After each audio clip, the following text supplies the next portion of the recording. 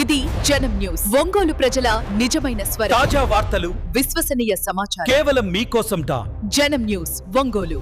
సంతనూతలపాడు మండలంలోని ఎండ్లూరు గ్రామ పంచాయతీ పరిధిలోని ఎంపీ యూపీఎస్ బొమ్మినేని వారి పాలెం పాఠశాల విద్యార్థులు తిరుపతి జిల్లా చంద్రగిరిలో ఈ నెల 22, 23, 24 తేదీలో జరగబోయే SGF అండర్-14 రాష్ట్ర స్థాయి హాకీ పోటీలకు ఎంపికయ్యారు. ఈ సందర్భంగా జిల్లా టీడీపీ నాయకుడు మరియు గ్రామ పెద్ద బొమ్మినేని రామాంజనేయులు 20 జతల క్రీడా దుస్తులు మరియు ఎంపికైన 7 క్రీడాకారులకి అవసరమైన హాకీ సామాగ్రిని వారికి అవసరమైన ప్రయాణ ఖర్చులకు సంబంధించిన ఈ రోజు పంపిణీ చేయడం జరిగిందని ప్రధానోపాధ్యాయులు శేషిరెడ్డి తెలిపారు.